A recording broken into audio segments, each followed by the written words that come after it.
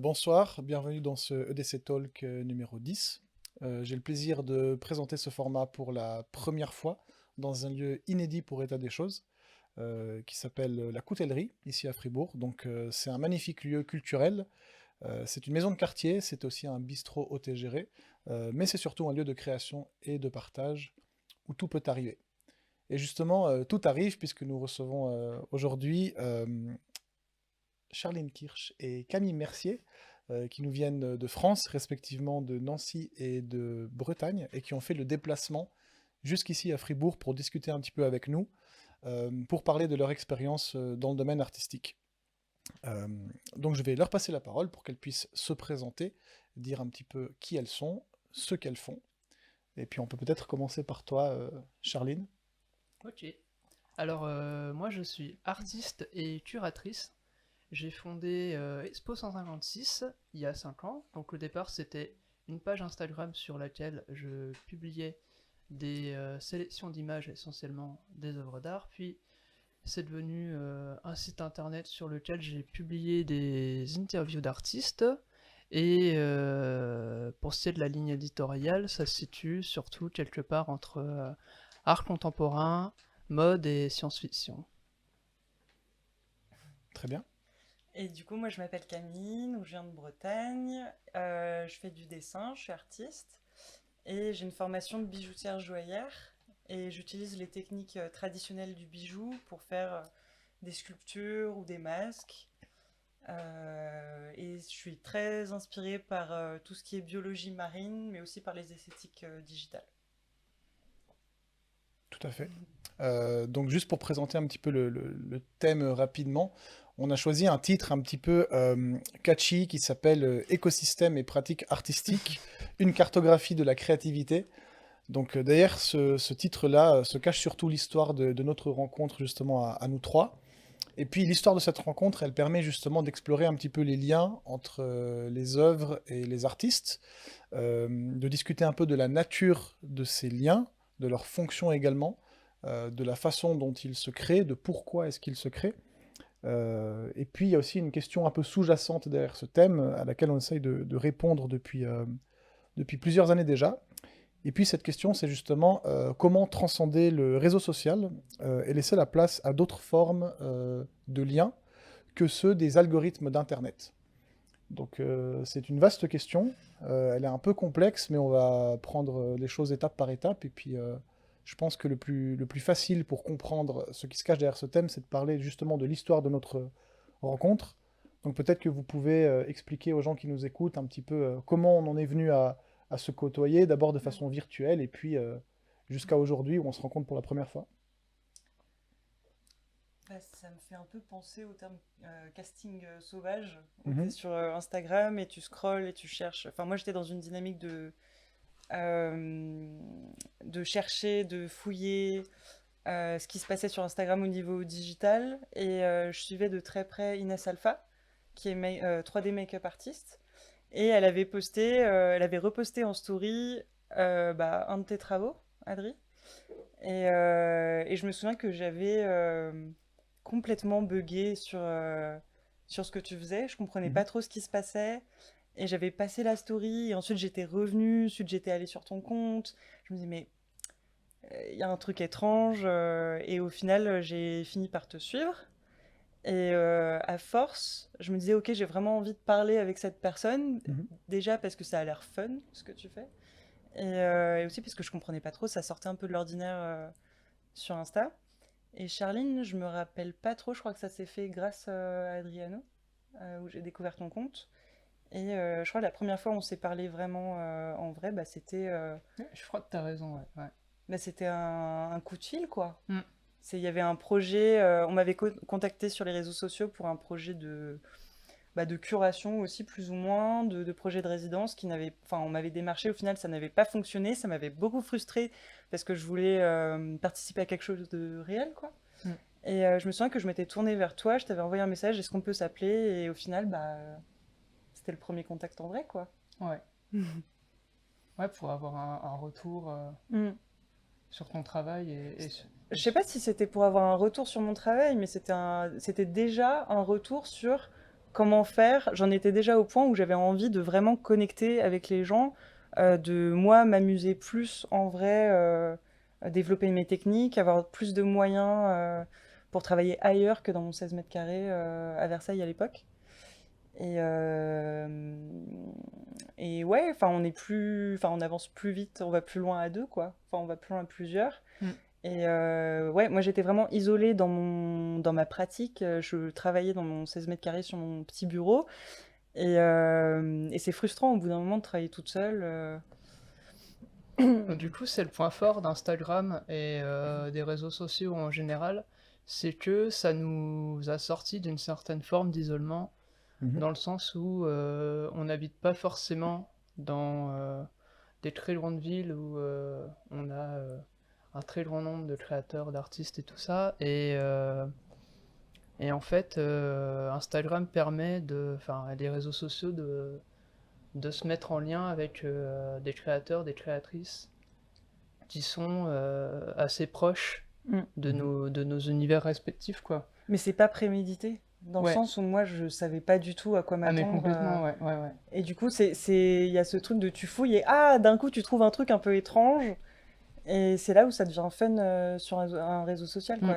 T'as pas forcément ça dans une galerie où il y a déjà une sélection de pré-mâchés ou dans un musée, Ouais. peu importe la taille, quoi. Ouais, là tu fais vraiment ton Ton petit marché. ton petit travail de découverte. Ouais. Et puis il y a ce truc où tu peux directement contacter la personne.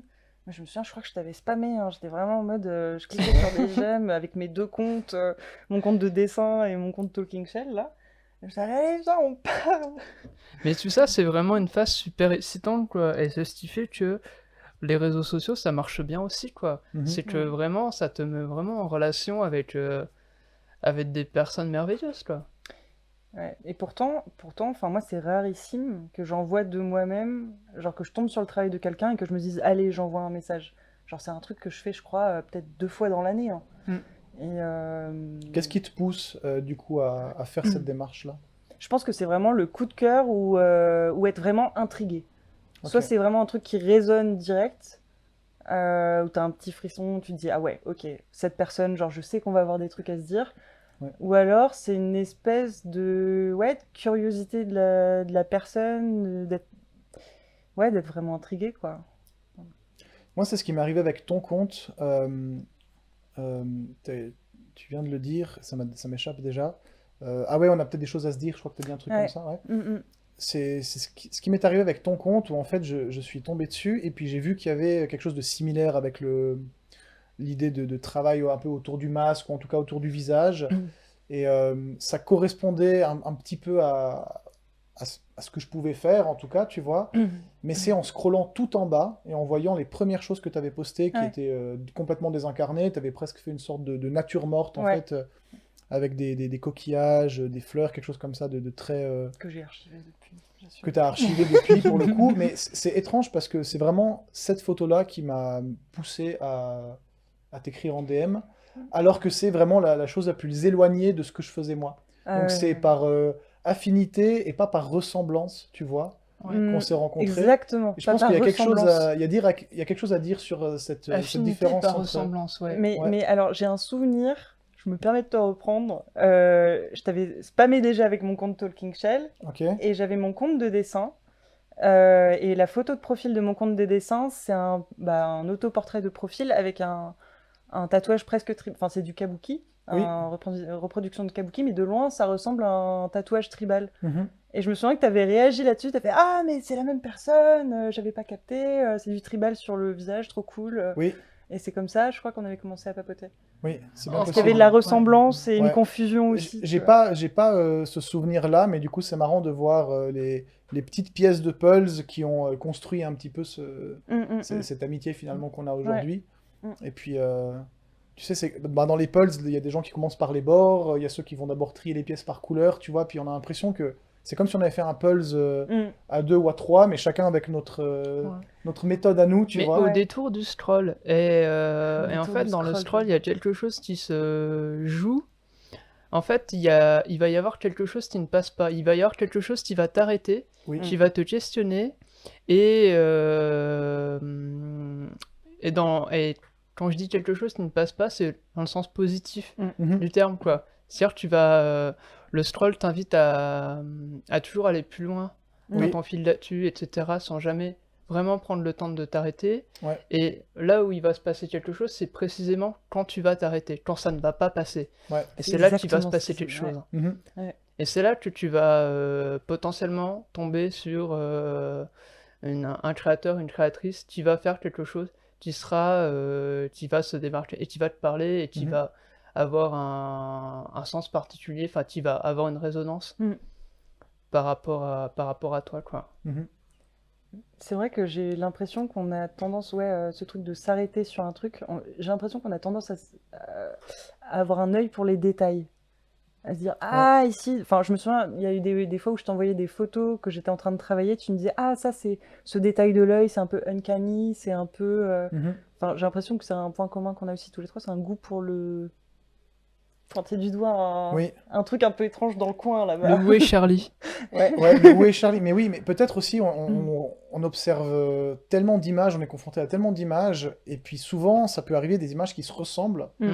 parce que tout ça est un peu amalgamé, et puis Et puis tu il y construis ton a... feed, enfin, moi Ouais, voilà, c'est ça, personnellement, on a un j'essaie feed d'organiser. personnalisé, t'as Mm. tout d'un coup... moi, je sais que pendant longtemps, j'avais de l'esthétique cyber à gogo, et comme tu dis, c'est le détail qui fait que c'est pas l'énième photo un peu cyber, mais tu peux remplacer cyber par n'importe quel trend esthétique Mm. du moment. Et d'un seul coup, tu as quelque chose qui est un peu off sur la Mm. photo, quand bien même cyber, ou quand bien même, je sais pas, ça pourrait Mm. être une Et esthétique années ce sera pas 80. forcément explicite, mais les patterns c'est bien, mais c'est pas suffisant, quoi. Mhm. Le pattern, ça va être vraiment le truc qui va tapater, qui va être en mode ah, ça me parle et tout ça, je connais. Les couleurs au Mais premier coup il faut qu'il y ait d'œil. quelque chose en plus Mhm. derrière, quoi. Sinon, c'est juste une vitrine, c'est juste une façade, il n'y a pas la maison derrière, quoi. Mhm. Et dès l'instant où t'es dans tu vois, t'as pas juste une façade, t'as pas juste une jolie petite vitrine, Ouais. mais que tu as un bâtiment en 3 dimensions, là, d'un seul coup, ça devient magique, quoi. Ouais. Moi, c'était les stories dans ton cas, je crois. Qui faisait Ouais. qu'il y avait le feed qui était déjà bien construit, où tu avais déjà matière à, mais tu étais vachement actif en story, tu posais Oui, des beaucoup questions, plus. tu faisais des trucs sur les dessins animés, Disney, les questions d'isolation C'est sensorielle. vrai? Et Ouais, c'est c'était possible. vachement varié, c'était très très dynamique. Et c'est ça qui est chouette parfois sur les réseaux sociaux, c'est que tu peux. Enfin, il y a ce truc de avoir une personnalité en ligne, Ouais. un avatar digital, machin. Et ben ça, c'était un truc que bah, juste. Enfin, tu peux fonctionner. C'est les rares fois où tu peux fonctionner au feeling, j'ai l'impression. Mais cet avatar, c'est ni tout à fait toi, ni tout à fait quelqu'un d'autre, en fait. Ça se joue dans un espèce d'intervalle. Ouais.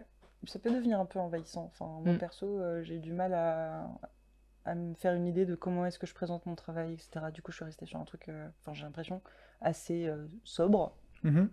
Alors que toi, c'est beaucoup plus vivant, j'ai l'impression, tu vois. D'accord. Très direct. Mm. Mais Dans la Avec façon des de présenter le blagues, travail, ouais. tu dis? quand je- Ouais, c'est ouais. beaucoup plus. Il y a beaucoup plus de mouvements, c'est avec la caméra qui bouge. Ah, dans les Tu stories. vois. Ouais, Ouais. Ouais. Bah, j'essayais justement d'utiliser les outils disponibles d'Insta, et puis de faire passer un sens via les mouvements de caméra. Je pense que dans le cinéma, on sait que le placement des caméras, si c'est, je sais pas, en plongée, en contre-plongée, ou parfois si tu places ton personnage dans le coin de l'écran, ça traduit différentes choses. Mm. Et puis j'essayais d'utiliser à ma petite échelle, en fait, l'outil story comme autre chose qu'un outil, je sais pas, promotionnel, ou tu vois, j'essaie de créer un peu de sens et un peu de cinématographie avec les stories. Mais c'est déjà un détournement du médium, C'est quoi. Ouais, déjà un exactement. détournement du médium, Ouais. et puis bah, ça c'est très intéressant parce que C'est pas prévu pour ça à la base. justement, Ouais.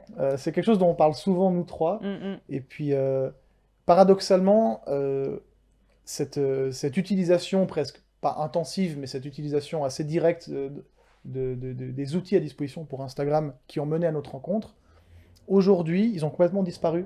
mm. Moi, je suis très peu actif. Euh, Camille, tu as dit que tu Bah, as c'est assez de- peu mis en scène aussi ta personnalité, ton côté un peu personnalité en ligne, Ouais. tu l'as assez peu développé.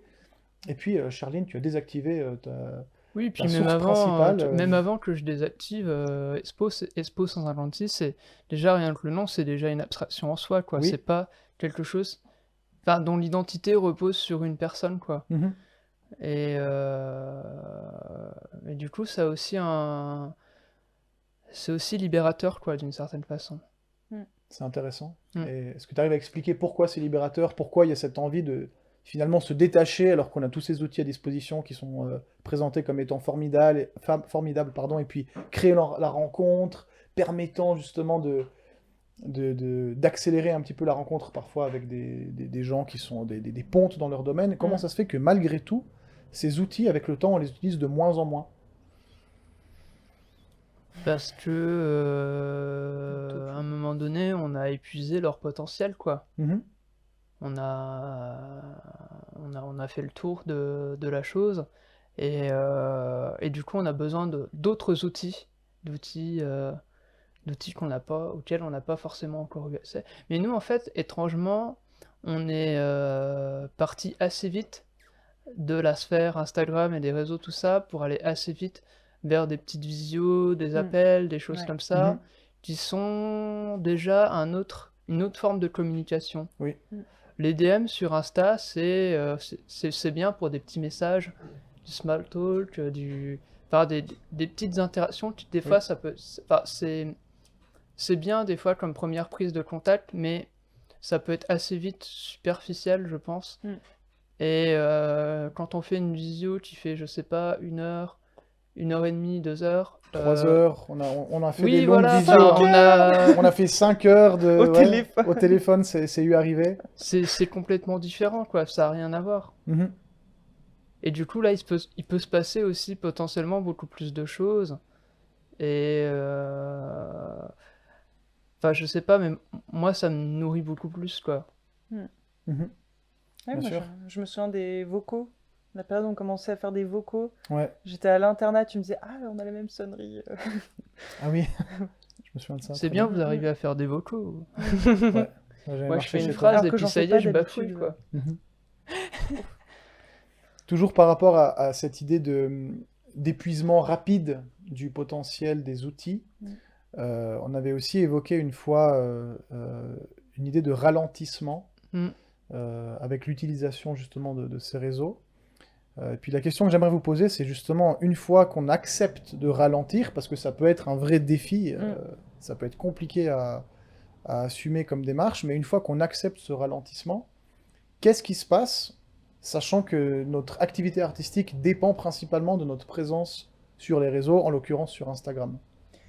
Oui, bah c'est ce qui serait peut-être pas mal à rappeler, c'est que on est tous les trois autodidactes. Genre même si moi j'ai une formation de bijoutière, Oui. pour ce qui est de présenter, de faire la démarche, moi, de présenter mon travail en tant qu'artiste, comment dire, je sais plus trop ce que je veux dire, mais c'est pas forcément naturel. Je veux dire, c'était complètement... Je sais plus ce que c'était la question.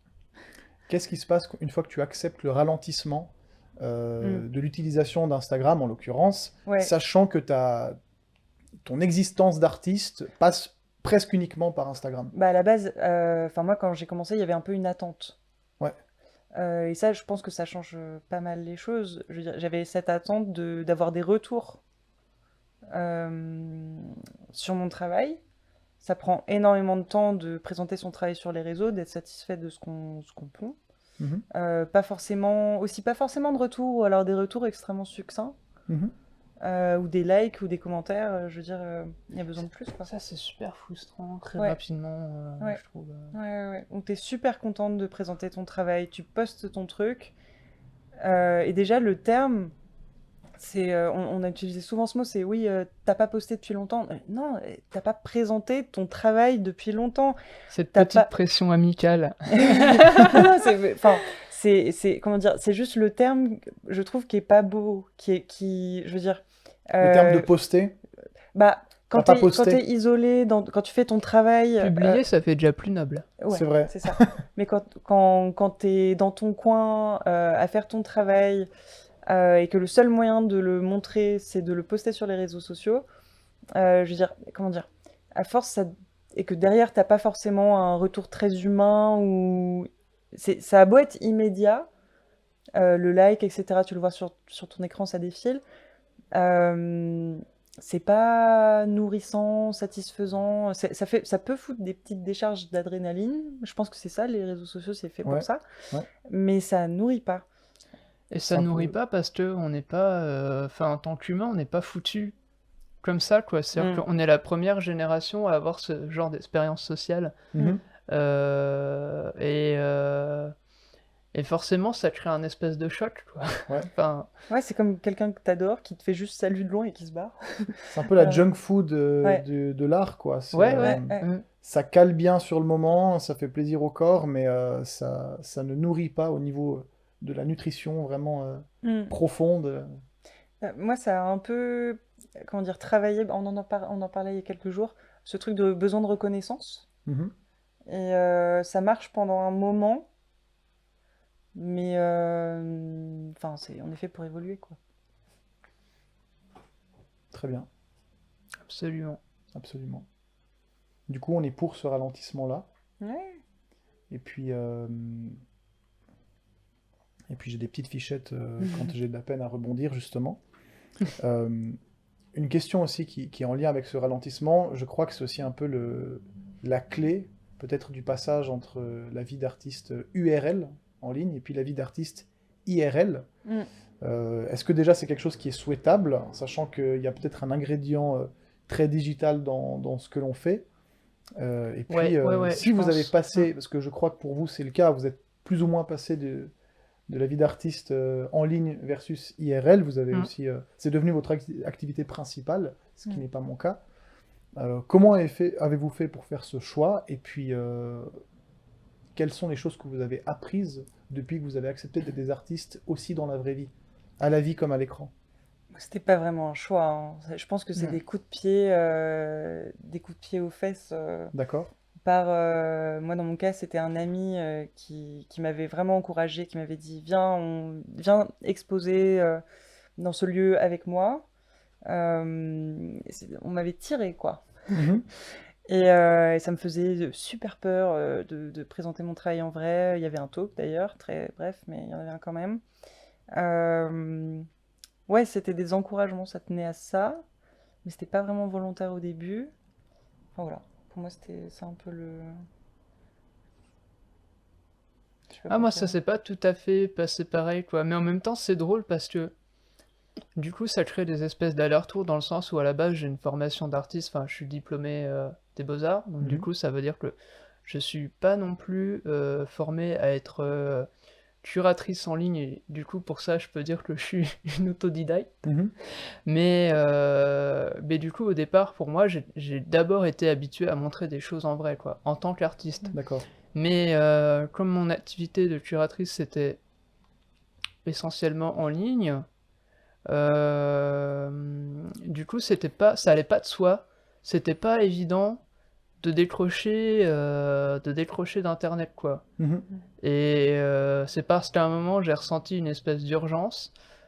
À un moment donné, je me suis dit, là, vraiment, stop, il faut arrêter, t'as besoin de prendre le large, de prendre du recul. Et du coup, moi, dans mon cas, c'est vraiment une impulsion, quoi. Mhm. Et je pense que ça m'a fait du bien. Est-ce que tu as l'impression d'avoir retrouvé peut-être une sorte de marge de manœuvre? Oui, et du coup, quand on parle du ralentissement, c'est ça aussi, le temps, se donner du temps, c'est se redonner de la marge de manœuvre, quoi. Du temps pour expérimenter, du temps pour se tromper, du temps pour soi. Mm. Se donner le droit de faire d'abord des choses pour soi avant de faire des choses pour les montrer, les mettre en ligne et les publier. Et le problème d'Instagram aussi, c'est que quand tu es artiste, à un moment donné, il peut y avoir un espèce de piège qui est je commence à faire un truc et tout de suite la question c'est comment je vais le présenter sur Instagram. Mhm. Et la différence entre faire des choses IRL dans la vraie vie et des choses IVL sur Internet, c'est aussi ne plus se poser la question de comment je vais montrer ça en ligne. C'est d'abord faire les choses Mm. pour soi ou pour un dispositif, une exposition, ou le fait de le montrer directement à des amis ou des proches, des choses comme ça, et pas le fait de le mettre en ligne sur son site internet ou, enfin, pire encore, Mm. Ouais. sur un réseau social. Et c'est extrêmement libérateur, quoi. Mhm. Ça me fait penser au terme de male gaze. Là, il y a le insta gaze. Ouais. Genre, tu sais que l'algorithme, il va reconnaître plus ou moins bien telle ou telle œuvre en Mhm. fonction de juste comment est-ce qu'elle est fichue. Oui. Si t'es dans ta chambre et que tu portes un truc sur ta figure, l'algorithme va mieux comprendre ce qui se passe, alors que si c'est trop flou, l'algorithme ne va pas le reconnaître et donc tu vas avoir potentiellement moins de visibilité.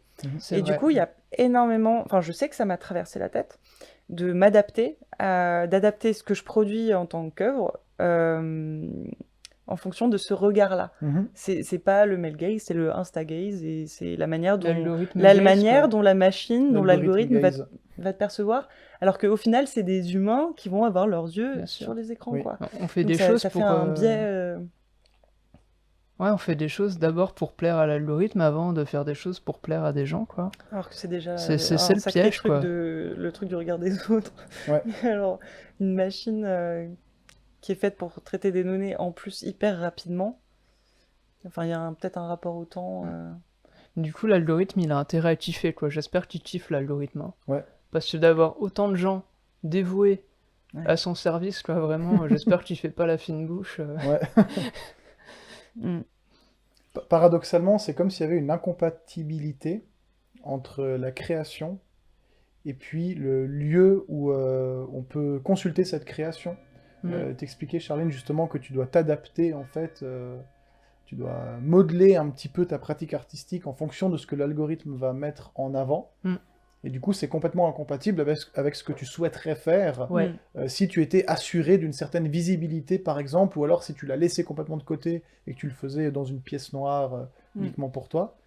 Et le paradoxe, selon moi, et j'aimerais bien que vous le commentiez, c'est que justement, le réseau social, nous on parle beaucoup d'Instagram, mais évidemment il y en a d'autres, hein, mais il a permis à plein de gens de devenir, entre guillemets, des artistes, parce que d'un seul coup, il n'y a plus besoin de passer par une galerie, par un musée, par des L'institution, institutions, ouais. voilà, pour exposer ses œuvres et puis les montrer à autre chose que son cercle de restreint d'amis. Donc il y a eu comment dire, c'est comme s'il y a une facilité d'accès à la vie d'artiste et à l'expérience artistique, mais paradoxalement, c'est le moins bon outil pour le faire, parce que c'est incompatible avec ce processus créatif, et parce qu'il y a tout un type d'œuvre ou de photos qui sont pas reconnues par cet algorithme. Alors, pour Donc- le type d'œuvre, c'est vraiment... il faut pas faire de la mousse, quoi. Il faut être dans la ligne claire, quoi. Enfin, la ligne Exactement. claire, c'est le style de BD, type Tintin, des choses qui ont des choses qui ont des contours extrêmement bien délimités, Mhm. des choses qui sont très repérables. Il faut, tu vois, les choses gazeuses, ça marche pas, quoi. Et du coup, il y a vraiment, je trouve qu'il y a vraiment une esthétique qui ressort de tout ça. Et soit t'arrives à jouer avec ça parce que c'est ce que tu apprécies et que tu t'arrives à trouver ton compte là-dedans, Mhm. ou ça marche pas, et là c'est vraiment c'est galère, quoi.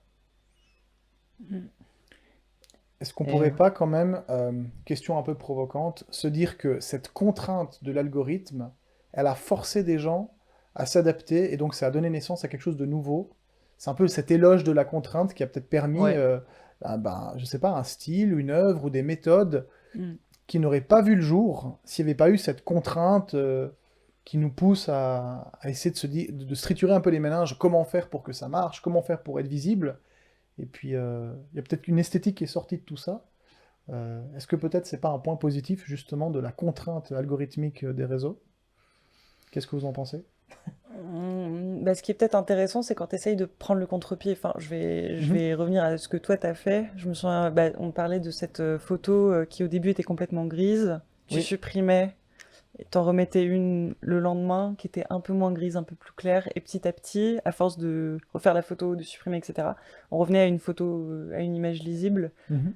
Et ça, c'était intéressant de prendre le contre-pied justement de ce qu'on attend. Je sais pas si c'est très clair. Bien sûr. Mm.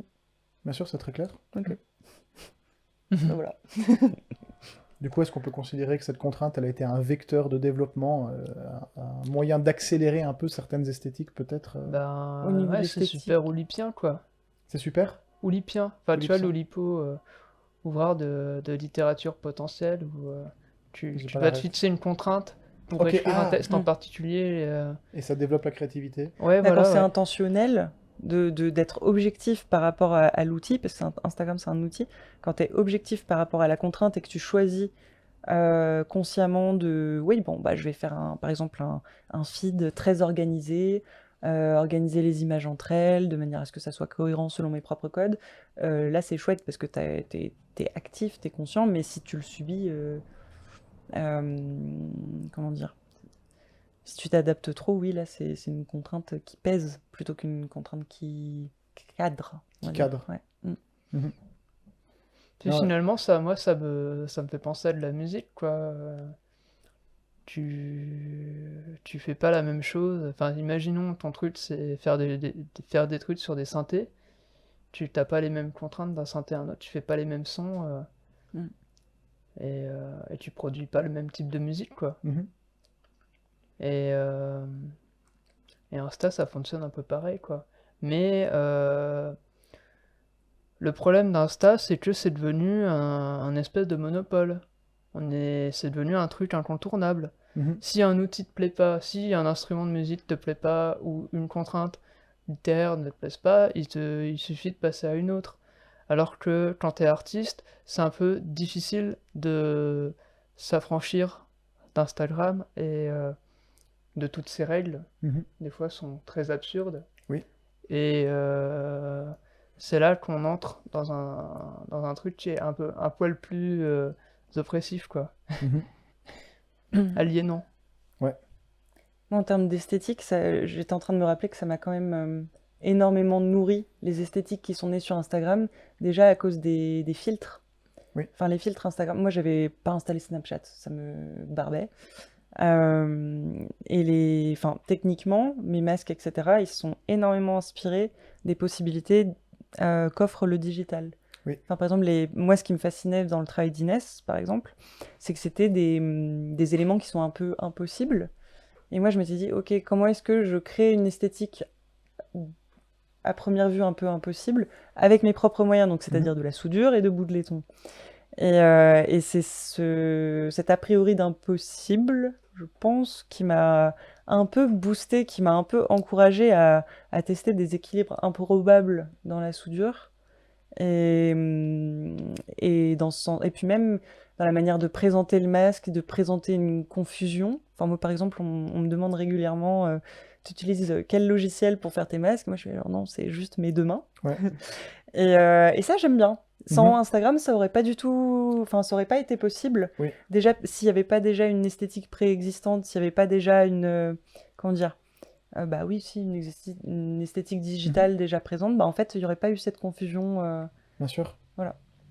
Parce qu'en fait, les gens partent du principe que tu fais partie de la grande scène du Ouais. digital art, Exactement. même quand tu fais de la sculpture avec de la terre. Ouais. Et je pense que c'est une des raisons qui m'ont poussé aussi vers ces matériaux-là, à part voilà, une affinité avec la matière, etc. Il y a aussi l'envie de présenter en fait des figures qui prendraient place dans un cadre très futuriste, mais avec les techniques et les moyens de la préhistoire. Exactement. Et Ouais. puis finalement, si on prend sur une ligne temporelle horizontale entre la préhistoire et puis l'utopie, juste au milieu, qu'est-ce qu'il y a? Il y a le présent. Mm. Et je trouve que là, on est face à une notion qui est très intéressante d'un point de vue philosophique et puis Mm. qui correspond aussi, moi de mon côté, avec tout l'environnement un peu philosophique que je défends derrière mon Mm. travail, cette idée en fait d'instant présent. Mm. Voilà. Mais Moi, oui. c'était vraiment très simple hein, comme instinct. C'est juste, ça me plaît. Ce Mhm. truc digital, ça me plaît. J'ai envie d'avoir le mien. Je sais pas faire. Enfin, j'ai fait un peu de 3D, mais je savais pas faire de filtre et ça me passait au-dessus de la tête. Mhm. Et c'est vraiment, bon, bah, je vais me faire le mien. Mhm. C'est, tu vois un truc dans un magazine qui te plaît, si tu fais de la couture, tu te le fais avec ta machine à coudre, je sais pas. Moi, c'était un peu la même démarche et ça s'est fait un peu tout seul. Et voilà. Il y a un côté un peu punk, DIY, en mode, Ouais, moi je sais aussi, pas je le utiliser la veux. 3D, Ouais. mais je Ça, le fais avec les outils de la maison. Et puis, en c'est ça. l'occurrence, les outils de ta maison, bah, c'est les techniques de la bijouterie. Et puis, tu as dit aussi avec C'est, deux bouts de ça laiton. me fait envie. J'ai Ouais, pas les moyens. Je me le bricole, exactement. et résultat, Ouais. poudre aux Donc, yeux. Ouais, le démarche côté quand fait même à la très. maison. Ouais. Mais on est un peu dur avec les réseaux. Mm. On est on est un peu dans la critique depuis tout à l'heure. Mais Ouais, parce qu'on a en des fait, attentes les aussi. réseaux aussi et Instagram ont permis de développer un imaginaire euh, Et un qui langage n'avait, aussi. qui ne trouve pas vraiment d'équivalent, quoi. Il y a pas, je trouve pas d'équivalent. Mm. Euh, il y a vraiment, ça a amené vraiment une nouveauté, quoi. Mm. Ça a permis de développer des choses qui n'auraient pas été possibles avant. Je crois que tu parlais des filtres. Mm. Mhm. Ouais. Et du coup, enfin, faut pas oublier non plus, on s'est pas non plus retrouvé là par hasard. On Il y l'a a bien aussi, cherché, hein. il y a quelque chose qui nous a nourris, quoi, Oui. dans tout ça, quoi. Au final, on est là aujourd'hui, quoi. Ouais, Mhm. et ton travail, à toi, ton travail, enfin, vos travaux et les miens, enfin, il y a vraiment quelque chose qui se retrouve et qui, enfin, ça aurait pas été possible il y a 10 ans, quoi, en fait. Mhm. Il y a vraiment Clairement. quelque chose qui s'est joué à un moment particulier Mm. et c'est ce qui fait que la rencontre a pu se faire aussi, quoi. Mhm. Ouais, et puis on a eu des vagues, enfin, il y a eu des vagues un peu sur Instagram. Oui, bien sûr. Pendant le Covid, après le Covid, au fur et à mesure de nos talks, parfois on se parlait pas pendant, je sais pas, quelques mois, Ouais. et ensuite on se retrouvait, enfin, ça fait des phases, donc c'est un peu, je sais pas, j'ai l'impression qu'il y avait un juste équilibre au bout du compte, quoi. Une espèce d'harmonie, quoi. Enfin, Mm. à un moment donné, enfin, c'était génial de se lever tous les matins et de se faire sa petite revue de presse sur Instagram, de regarder son Ouais. fil là-dessus Ouais. et de voir vraiment des choses vraiment incroyables qui se succédaient les unes les autres dans ton fil là-dessus. Et finalement, j'avais presque pas besoin de faire de curation à ce moment-là parce que les choses se répondaient déjà les unes des Mm. autres de manière Mhm. super évidente. Mm. Il y avait déjà un lien super fort entre les travaux que je voyais dans mon fil là-dessus. Enfin, tout était déjà. Il y Mm. avait déjà une espèce de communication hyper évidente, quoi. Mhm. Et- Comme un fil rouge qui tisse entre elles les œuvres. Mm. Et du coup, là où Les je gens suis se vraiment répondent. contente, c'est d'avoir fait une archive de tout ça, quoi. Oui, Ouais, ça c'est clairement. bien sûr. Mm. On a hâte que tu réactives du coup ton compte et que tu. Ouais, parce Me que pressez qu'on pas peut- trop. Non. Ce qu'on peut Ça souligner viendra, quand ça même, c'est viendra. que c'était game changing Ouais. ton compte, tu vois. Oui, bien sûr. La visibilité quand même et le soin, enfin il y a le chiffre, mais il y a le soin que tu apportais vraiment à la sélection déjà, et ensuite à valoriser le travail des artistes en fonction des interviews.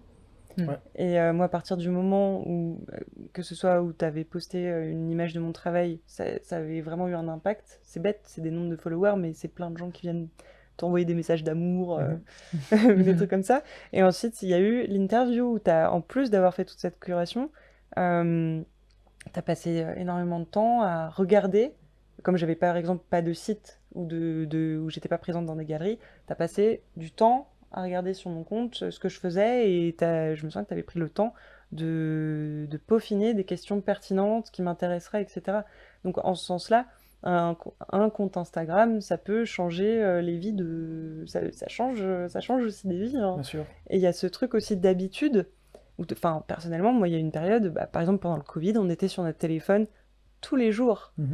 Et c'est agréable d'avoir tous les jours, plusieurs fois par jour, des trucs que t'aimes bien, quoi. Il y a un Bien sûr. truc d'habitude qui est... Enfin, l'humain s'habitue vite, enfin, je sais pas, c'est un truc hyper naturel. Et ça se fait hyper naturellement. Enfin, l'algorithme est aussi fait pour ça. À la fois Mm. pour l'habitude et pour l'addiction. Mhm. Et c'est parfait pour créer du lien social, quoi. Oui, puis enfin Charline, avec Expo, ton compte, tu avais vraiment, ça c'est comme ça que je le comprends, mais tu me dis si tu es d'accord ou pas, tu avais un peu centralisé les esthétiques, les thématiques, les affinités de gens qui étaient très épars. Et puis c'est comme si tu étais la gare terminus ou de départ entre des œuvres qui peuvent être très éloignées en termes de rendu final, de couleur, de traitement, mais qui possèdent en elles une sorte d'ingrédient commun. Mm. Et puis, c'est aussi que je pense, une des méthodes que tu utilisais pour faire de la curation, c'est de voir quels éléments étaient communs entre les différentes œuvres. Ça peut être une histoire de couleurs, de jeu de couleurs, mais je sais qu'une fois, tu avais travaillé sur, je sais pas, des bails d'œufs un peu, ou de Ouais. trucs. Moi, Il je me me semble que souviens, c'est une ouais. de tes dernières curations, c'est Oui, possible, avec c'était des œufs, embryo fashion. embryo fashion, exactement. Ouais.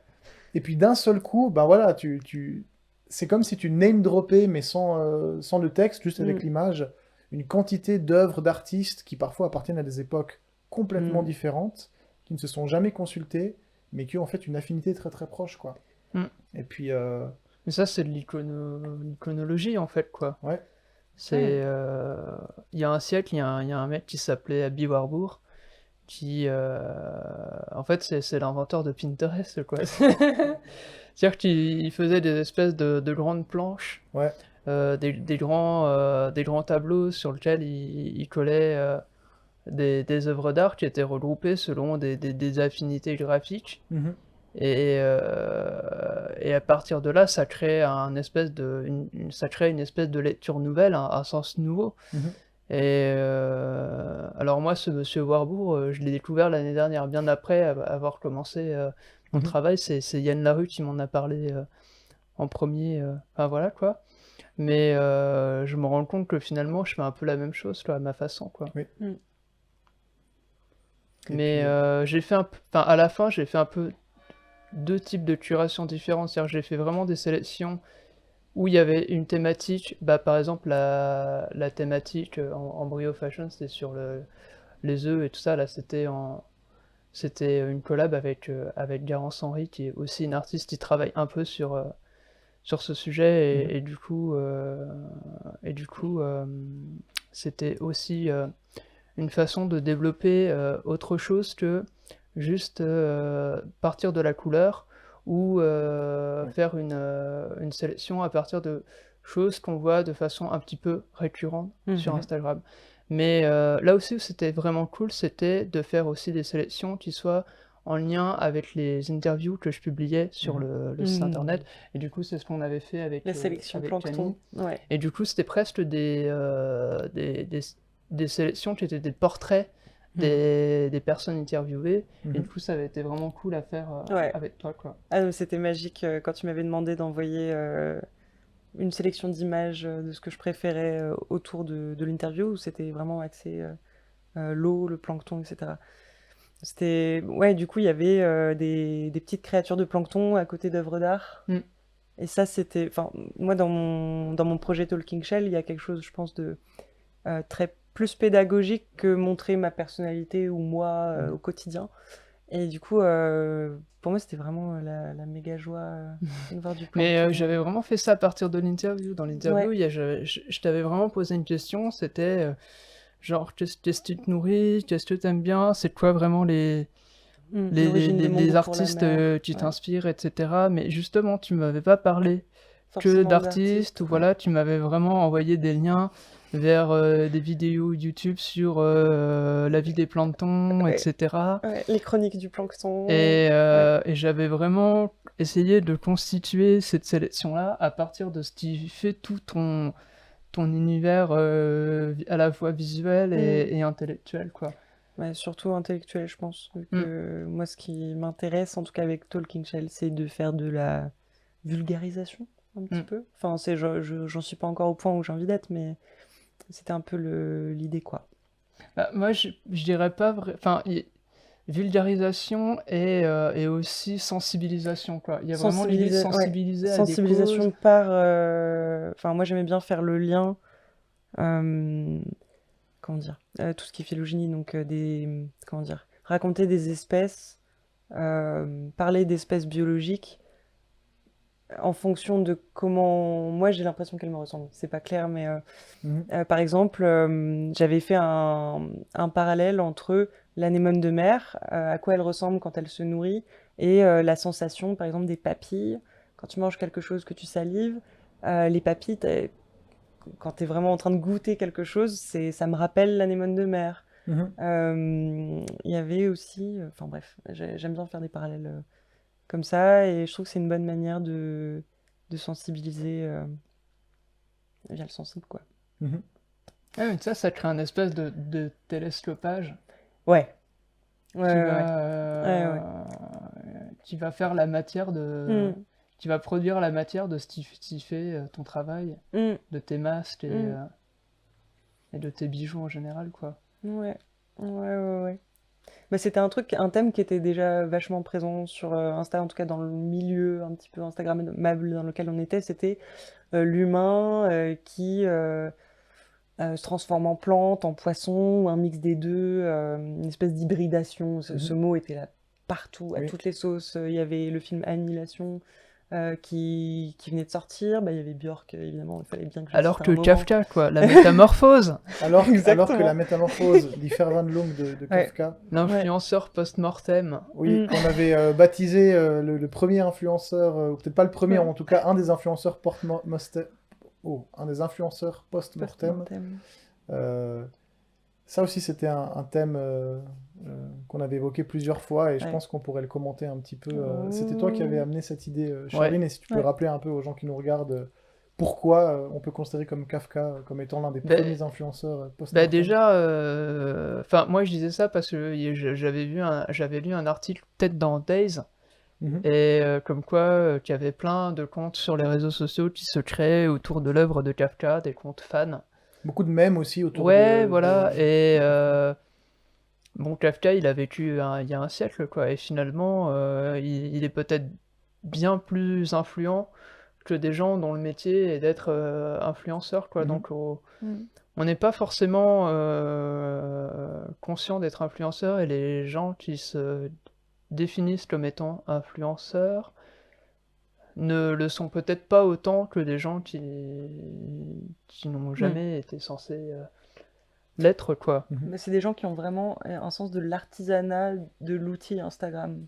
Mm. Ils utilisent l'outil Instagram vraiment nickel, quoi. Mhm. Il y a une maîtrise technique. Ouais, ouais, pour moi, c'est un artisanat. Mais on avait parlé aussi de cette d'être un influenceur post-mortem parce qu'on retrouve, on a une juxtaposition en fait de sa philosophie ou même simplement voilà, ça peut être des œuvres inspirées des siennes, Mm. à côté d'autres œuvres qui sont beaucoup plus contemporaines et beaucoup plus ancrées dans notre environnement à nous. Et puis la juxtaposition d'œuvres, ou en fait le fait qu'elles se retrouvent simplement côte à côte ou dans le même, sur Ouais. le même profil ou sur le même compte, amène une nouvelle sémantique, un nouveau sens, pardon, et crée justement de nouvelles esthétiques, de nouvelles démarches créatives, de nouvelles méthodes. Mm. Ouais, je trouve qu'il y a Puis- vraiment une constance qui dépasse les époques, quoi. Enfin, c'est super troublant, mais en même temps, c'est assez excitant, quoi. Mhm. C'est normal. Mais du coup, oui, on parlait de la métamorphose. Mhm. Donc, une nouvelle de Kafka. Et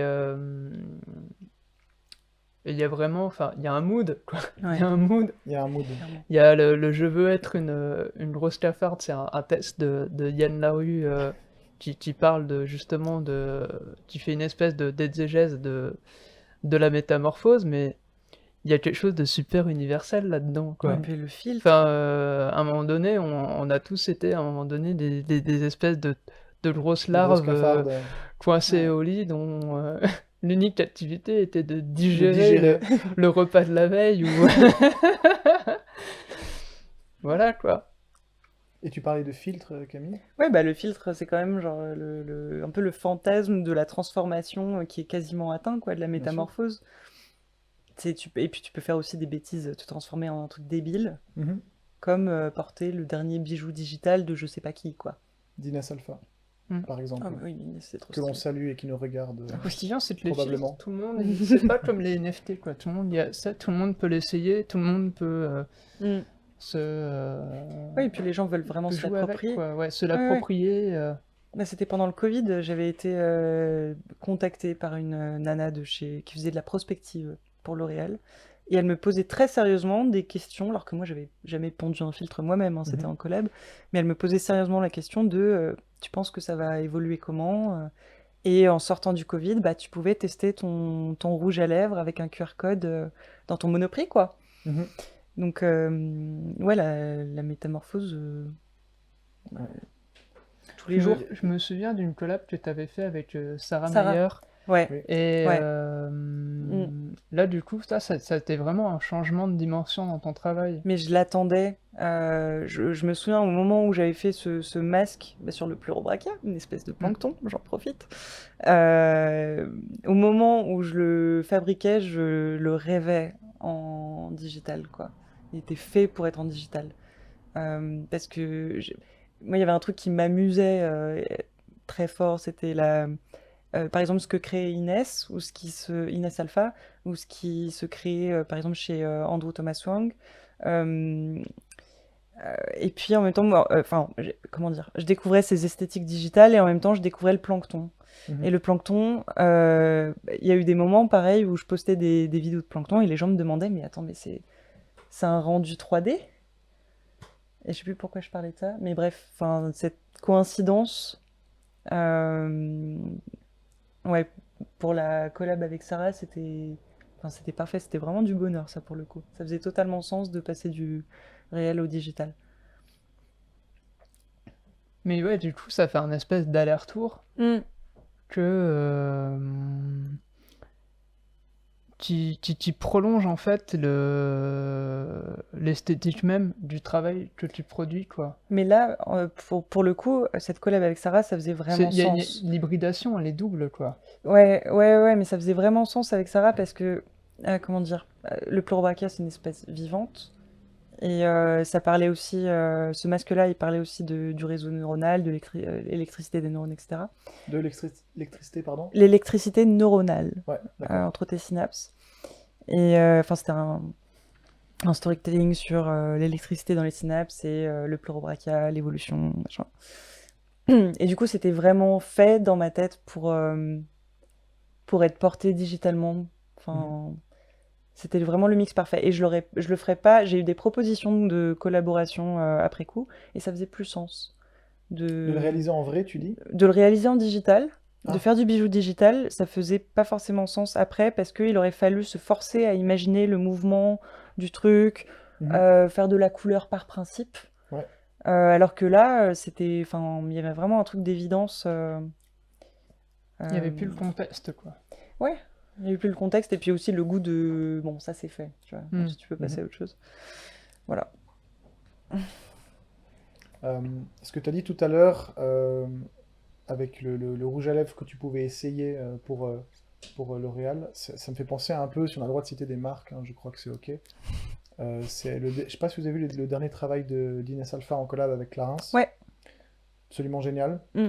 On en a un peu discuté justement, et puis ça m'a fait penser à un truc que j'avais appris à l'université. J'avais eu un cours en histoire sur l'histoire de la société de consommation, Mm. puis sur l'histoire de la globalisation. Et puis, dans cette histoire de la société de consommation, ça parlait beaucoup de l'invention technique qui était là pour répondre à un problème. L'être humain n'invente pas des choses comme ça, de façon un Mm. peu ex nihilo, parce qu'il s'ennuie. Il peut, hein, mais généralement, les inventions, c'est parce qu'elles sont là pour répondre à un souci. Mm. Typiquement, il y avait cet exemple de la machine à vapeur. C'est une petite digression, mais je vais venir à mon point. La machine à vapeur, quand on est à l'école primaire, on apprend en cours d'histoire que c'est le début des locomotives, des trains, que du coup il y a un mouvement de population qui s'accélère, que voilà, on est dans une espèce d'accélérationnisme voilà, vers le progrès. Mais en fait, à la base, la machine à vapeur ne fonctionne pas horizontalement comme sur une locomotive, mais verticalement.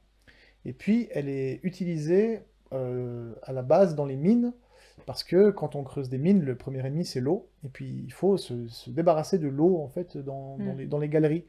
Et donc, avant, évidemment, c'est manuel. Et puis, on se dit, mais comment on pourrait faire pour que ce soit plus simple? Et puis, du coup, il y a une pompe, finalement, qui est cette machine à vapeur, et puis qui est Vertical. utilisée de façon verticale. Et puis ensuite, elle est reprise à l'horizontale pour la locomotive, etc. Et puis en fait, on adapte des inventions aux problèmes que l'on rencontre. Mm. Et ça me fait penser à la toute première personne qui est à l'origine de la machine avant qu'elle serve. Et puis souvent, c'est l'artiste, en fait. Ouais. Et si on remonte assez loin dans l'histoire, la frontière entre l'artiste et puis, je sais pas, l'artisan, elle est très très mince. Mm. On a des œuvres artistiques qui sont devenues des machines avec le temps et qui font partie de l'industrie en fait. Mm. C'est la limite qui est pas très claire entre ce qui est utile et ce qui est nécessaire, quoi.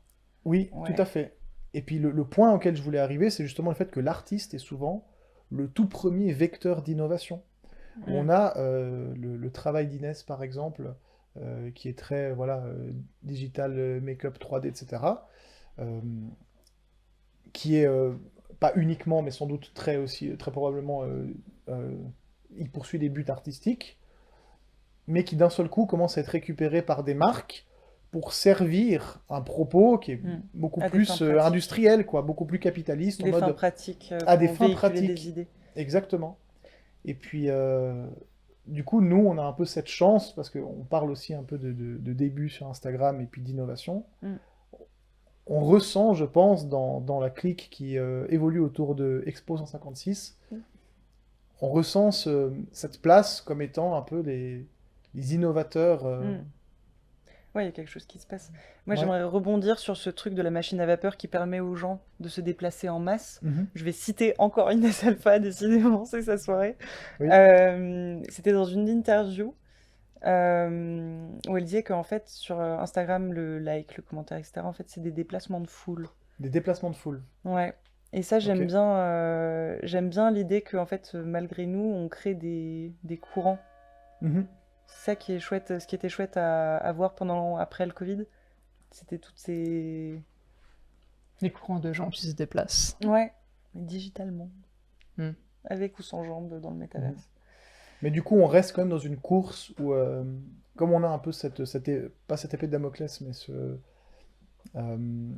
cette malédiction de l'innovation, on reste dans une espèce de course Mm. de finalement de se détacher de ce qu'on disait tout au début, en fait, se détacher en fait des outils d'Instagram, ne plus l'utiliser comme course encore une fois à l'innovation. Mm. On est chaque fois dans ce truc de détourner en fait les Mm. outils et puis d'essayer Ouais. de dépasser à chaque fois la fonction initiale une fois Mm. qu'elle prend trop de place en fait. Et je crois que la notion clé de tout ça, c'est la notion d'intention Mm. et qui résume assez bien justement le rapport qu'on entretient avec les réseaux et avec Instagram. C'est qu'Instagram, c'est le cadre. Tu avais parlé de vitrine justement. Instagram fournit la logistique et puis Mm. ensuite c'est à nous d'y amener une intention en Ouais. fait, dans cette logistique pour que la magie se crée et que l'amitié, vu que c'est ce qui nous relie, se crée également. Trop mignon. Et puis on avait aussi évoqué cette idée de l'amitié comme étant peut-être la forme ultime de création, l'œuvre artistique ultime. Est-ce que ce serait peut-être pas la création d'une amitié? L'amour, tout simplement. C'est très poétique, mais je serais ravi d'avoir vos perspectives sur cette idée. Bah, à la fin de la journée, ce qui fait plaisir, enfin franchement, tu poses ton téléphone, tu vas boire une bière avec tes amis, quoi. Mhm. Donc évidemment. Est-ce que c'est une forme de créativité, justement, le fait de se rencontrer et de profiter de l'alibi du talk pour passer un bon moment entre amis Complètement. Est-ce qu'on n'est pas déjà là dans une espèce de pratique artistique Complètement, ouais. Ouais. Bah, tant que c'est un truc qui nourrit, tu vois. Donc c'est le point de départ pour les prochains machins qu'on va peut-être faire individuellement ou Mhm, très peut-être probablement, arrêter. bien sûr. Tu vois. Mais du coup, il y a des allers-retours, quoi. Mm. C'est-à-dire qu'on s'est rencontrés parce qu'on a une production artistique, Mhm. curatoriale. Oui. Mais à un moment donné, cette rencontre-là va influer sur notre production en elle-même, Ah oui, mais ça c'est déjà qui fait, je pense, hein. deviendra autre chose du fait de cette rencontre, et Mm. ainsi de suite, quoi. Mais ce qui est Il y a marrant, une Et mise en après, ça abîme crée un un espèce peu. de tagada, quoi.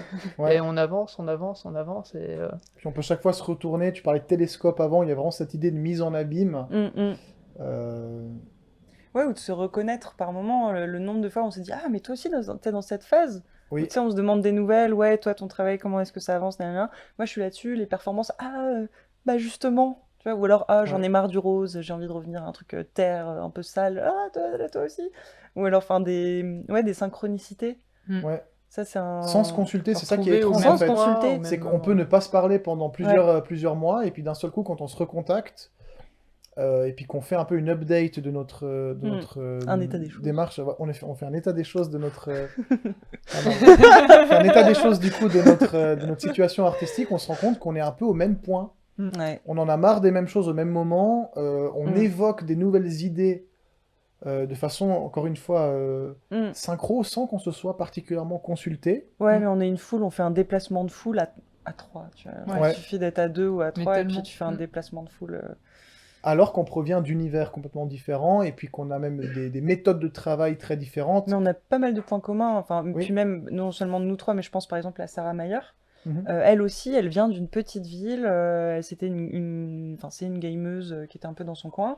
Ouais. Et bah, elle a bidouillé elle aussi ses outils à la maison, quoi. Mhm. Et ça, j'ai l'impression que c'est un énorme point de commun qui revient de plus en plus. Les gens qui sont isolés Ouais. dans leur coin trouvent une espèce, enfin, il y a une espèce d'énorme Instagram ou les réseaux sociaux, c'est un peu une énorme porte d'entrée ou de sortie, enfin une énorme porte, quoi. Mm. Et du coup, Stargate. bah, il y a cette intention de, ouais, du coup, il y a encore ce truc d'intention de, allez, je vais me mélanger aux autres, je vais aller avancer avec le courant et voir ce que ça donne, quoi. Il y a une espèce de solidarité inconsciente Ouais. qui nous réunit et qui serait un petit peu ce lien. On parlait au début en introduction de ce thème, justement, on parlait des liens. Enfin, j'avais parlé justement de cette notion de lien entre les œuvres et les artistes. C'est un petit peu ça, en fait. C'est une sorte comme de fil d'Ariane Ouais. invisibles qui se font et se défont, ben, comme des synapses, comme des neurones, en fait, où tout d'un coup on a des connexions Ouais. et qui sont à la fois créées par des intentions, mais aussi des fois de façon complètement inconsciente, et qui créent cette notion un peu de réseau, mais presque malgré elle, en fait. Finalement, le réseau, le vrai réseau, c'est pas celui qu'on croit, en fait. Mais C'est pas qui follow qui, mais c'est plutôt quelles œuvres se retrouvent dans le même feed, ou quelles œuvres se retrouvent associées ou juxtaposées, ben, par exemple, sur le compte d'Expo, Mais qui tu a vois, rassemblé beaucoup de monde, ouais. énormément de personnes. On gardera l'amount secret, mais c'était Pour pas mettre la c'était pression. solide. Ouais. C'était solide. On est sur un très gros compte avec bah, notre merci, amie hein. Charline, Ça fait plaisir. Big boss. bien sûr. Mais t'as permis justement de connecter des gens entre elles. Alors moi, je crois, nous on s'est rencontrés différemment, mais je sais qu'il y a beaucoup de personnes que j'ai rencontrées grâce à Expo, parce que d'un seul coup, ma photo s'est retrouvée avec celle de quelqu'un d'autre, et je me suis dit, On putain, s'est mais retrouvés quasiment côte à côte. on s'est retrouvés quasiment côte à côte. Il y avait Etropal, Biz Ouais, entre nous deux. Et absolument. moi j'étais genre, mais attends, mais incroyable, consécration. Et d'un seul coup, ça fait sens en fait. Tu te retrouves, moi ça m'a beaucoup marqué l'embryo fashion. Ouais. J'étais pas forcément très proche de cette esthétique-là, mais tu te retrouves à côté d'œuvres d'artistes qui me font comprendre que dans ta tête ou dans ta démarche curative, c'est associé, alors que si j'étais tombé ça de façon complètement détachée, j'aurais peut-être pas vu la ressemblance. Et du coup, tu crées un nouveau lien entre deux œuvres, entre deux artistes qui n'existaient pas avant, et qui nourrit justement cet immense réseau, mais ce réseau un peu caché en fait. Mais ça rend accro. Je pense que c'est aussi pour ça que ton compte il a déchiré. Ouais. C'est parce que ce genre de connexion, Oui. c'est en même temps ça fait sens, c'est logique, c'est évident, mais en même temps il y a toujours un petit décalage. Enfin, comment dire, tu respectes la distance. Moi, c'est la sensation que j'ai. C'est qu'à chaque fois, tu respectes la distance aussi qu'il y a entre chaque œuvre. Ouais. Ce qui fait que ça les dénature pas entre elles. C'est pas juste un C'est vrai. fondu ou un Bah, camailleux. Il y a des face-à-face, il y a des diagonales, quoi. Ouais. Ouais. Ouais. Et puis il y a l'image, 2 images, 3 images côte à côte, mais il y a le feed. Il y a aussi le haut, le bas. Ouais, enfin en les général sur ton côtés, écran, tu peux voir, je sais pas, une douzaine de cases, 9 Mais cases. à un Je crois qu'il y a moment donné, 9 ça cases. Ouais, un peut truc devenir sur un piège l'écran, ouais. aussi. Attention à la grille, ça peut devenir les barreaux de la prison, quoi. Ouais. Et il y avait un truc qui m'était venu en tête sur le fait de déplacement de foule et de courant. En fait, un réseau, il se crée à partir du moment où tu choisis de sortir de ce courant. Tu sais, quand tu as un blob, tu as les réseaux, ou comme dans une ville, tu as les réseaux, les voies principales. Et le réseau, il se crée, tu rejoins d'autres gros réseaux en choisissant de sortir de ce courant dans lequel tu étais. Donc c'est peut-être angoissant, il y a peut-être ce truc basique d'effet de groupe, tu sors du groupe, t'es tout seul. Mais c'est là où tu crées potentiellement le prochain embranchement le prochain Le carrefour. prochain pont. Donc n'ayons pas peur Ouais. C'est de giga stimulant ce que changer. tu dis là. Bah ouais, de changer complètement de voie. Tu vas te télescoper avec autre chose. Ça sera Mhm. peut-être un peu violent, mais Il faut se l'autoriser, quoi. ouais, clairement. T'as reparlé du télescope. C'est marrant, il y a cette idée de point de vue comme ça. On en parlait aussi du zoom, bah, des zooms. tout Du à zoom et l'heure, du ouais. dézoom, et puis du fameux diagramme au fond de la poêle, Mm. où on est C'est des comme petits... alors, je sais pas si on est déjà des cafards ou pas encore, mais on est dans ce fond de la poêle et on observe Ouais. le cuistot. Mm. Charline, Belle réseau social. Et oui, on sait plus si c'est nous qui observons le cuistot ou si c'est le cuistot qui nous observe. ou l'inverse, quoi, ouais. Mhm. Mm. Bah là, on sait pas si c'est Instagram le réseau qui nous regarde ou si Du nous coup, qui- il faut danser, quoi. Du Il coup, faut il faut danser au danser fond en de la attendant. poêle Ouais. et espérer amuser la galerie. le cuistot Mhm. et pourvu que la cuisson soit bonne, quoi. C'est pas mal. C'est une jolie façon, peut-être. Je crois qu'on arrive au bout, on a fait un Mm. joli tour, Ah déjà. en termes de temps aussi, peut-être. On a la chance d'avoir un petit public quand même. On pourrait peut-être passer Merci aux à vous. questions des Ouais. personnes qui suivent justement ce talk. Est-ce qu'il y a des questions du coup dans le public? Ah, Oui, Oui, bonsoir. bonsoir. Merci beaucoup pour ce talk. Merci à vous d'être là ce soir. Peut-être, Adrien, il faudra que tu répètes la question pour qu'on entende bien. Bien sûr. Mais Ouais. ce que je voulais vous poser un peu comme question, c'est quelle place aussi pour les artistes digitaux dans les institutions, et par ça j'entends galerie ou musée. Mm. Puis, qu'est-ce que les institutions peuvent aussi apprendre de tout ça, de ces nouvelles dynamiques, des réseaux sociaux, et de ce que ça engendre aussi? Alors, Je Ouais. répète juste la question. Justement, c'est globalement qu'est-ce que les institutions peuvent apprendre euh, des artistes présents sur les réseaux et inversement. C'est un petit peu ça le sens de ta question. Et inversement, dans le sens, quelle place aussi ou quel lien entre les artistes qui ont comme médium principal le digital, un peu Mhm. pour la diffusion, Oui. et quelle place dans les institutions pour ces personnes? Comment un artiste digital peut trouver sa place dans une institution Super un peu plus question. physique? Ouais, super question. très bonne question. Ouais. il faut que l'institution s'autorise une forme de décentrement, quoi. Deux? De décentrement. Oui. S'autoriser à porter le regard sur ce qui ne fait pas partie de ces murs, ce qui est hors les murs, quoi. Mhm. Et, Hors du cadre, hors de son cadre. Et c'est un effort à faire, enfin, c'est pas quelque chose qui va forcément de soi, quoi. Mhm. C'est Ouais. un gros challenge pour les institutions, quoi, déjà, au moins. Et pour les artistes aussi, hein. J'aurais été curieuse de voir l'avis d'Inès ou de gens qui font qui font surtout du digital sur cette question. Mais j'ai l'impression que c'est les institutions, que ce soit des marques ou des musées, ils ont commencé à d'un point de vue vraiment extérieur, hein, j'ai l'impression qu'ils ont commencé à valider un peu l'art digital Oui. quand ils ont vu à quel point les gens se déplaçaient virtuellement pour. Et ensuite, je me suis retrouvée, par exemple, ce truc d'être contactée par L'Oréal, enfin, Ouais. c'est complètement délirant.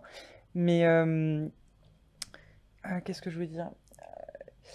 Il y avait une petite anecdote enfin, j'ai vu plusieurs fois des critiques de gens qui travaillaient pour de grosses institutions qui considéraient absolument pas l'art digital Mhm. comme un art parce que c'était trop Internet. Ouais. Parce que c'est catégorisé. Un écran, c'est forcément Internet, quoi. Mhm. Alors que non. Et c'est pas un art parce qu'il n'y a pas d'artisanat derrière. Parce que c'est une machine. Alors que faut quelqu'un avec un cerveau et une main pour tenir la souris ou le stylet ou je sais pas quoi. Ouais, il y a Donc, un aspect très technique derrière la machine. Tu parlais avant de c'est l'exemple de carrément la musique. artisanal. Tout Ouais. ce qui est musique assistée par ordinateur, tout ce qui est synthé, etc., tu vois. Ce débat, je pense qu'il a sans doute existé entre la vraie musique acoustique et puis la musique Ouais. plutôt numérique, tu vois. Alors que les instruments électroniques sont des instruments de musique et puis qu'il y a un aspect entre guillemets artisanal parce qu'il faut savoir les utiliser. On apprend à jouer d'un synthé comme on apprend à jouer de la guitare, par exemple. Et oui, peut-être que les institutions sont restées, c'est un peu ce que tu dis, un petit peu avec cette notion de méfiance en fait face au... Ça commence tout juste à bouger. Oui.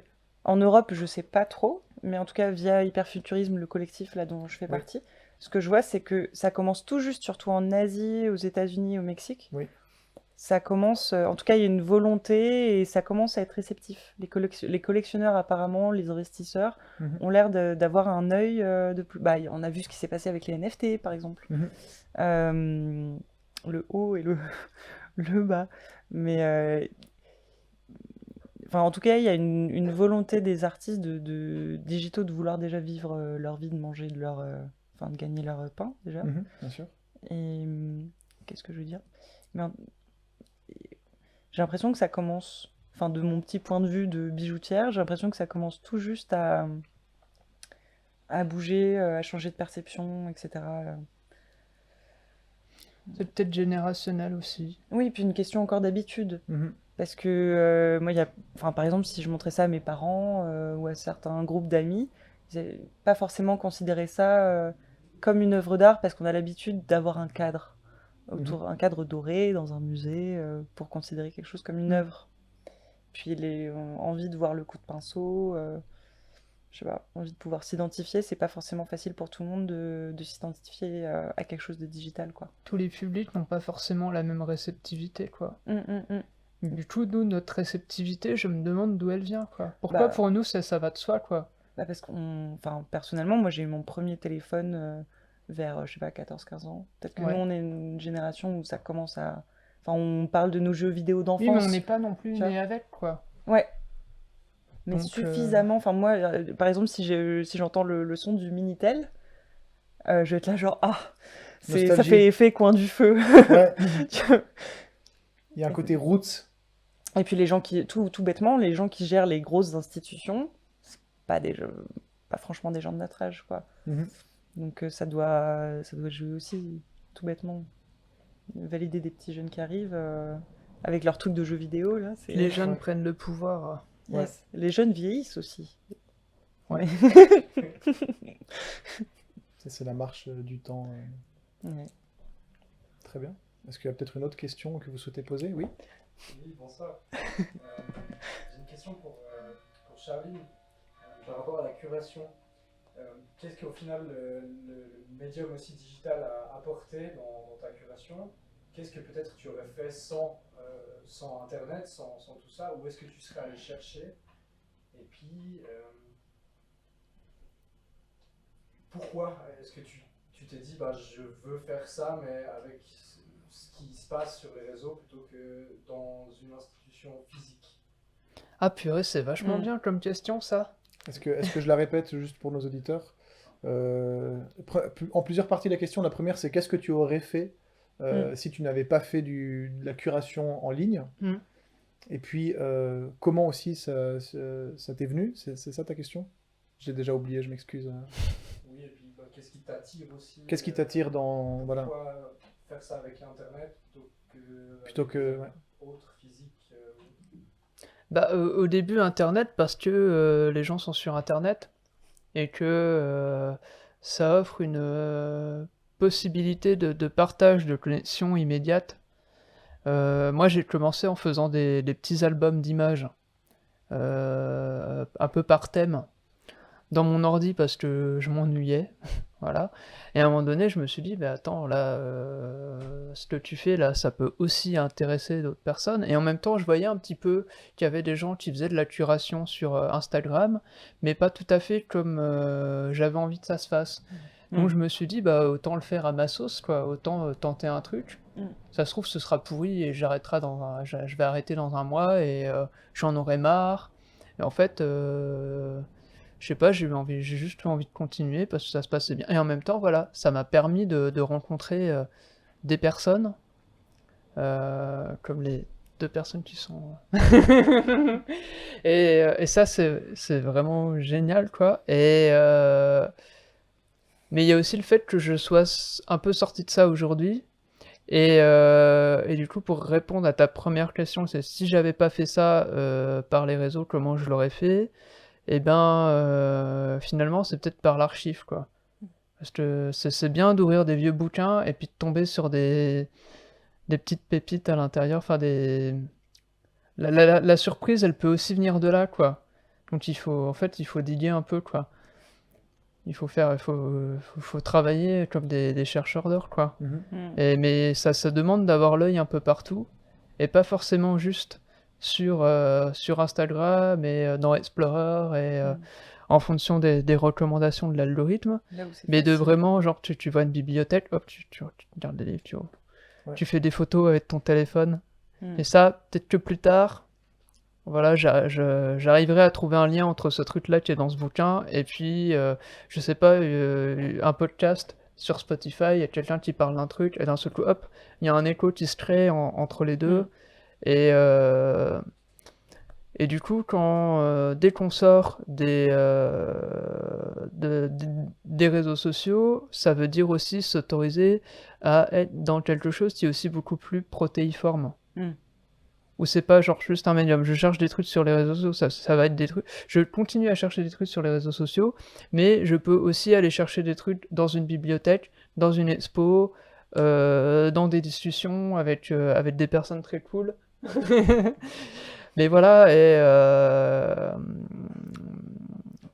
et ça, c'est vachement stimulant, quoi. Mhm. Très bien. Est-ce qu'il y a peut-être des questions sur le chat, dans Twitch? Une autre question, peut-être dans le public, oui? Oui, bonsoir, j'ai une autre question. C'est facile. Oui. Tu as parlé du fait que dans ta pratique artistique, tu t'inspires beaucoup de l'océan Ouais. et de ces univers. Pourquoi? Pourquoi? Parce que c'est beau, parce que c'est méconnu. Et le plancton, enfin, j'ai toujours aimé la mer, un peu comme tout le monde, se balader à la plage tranquille.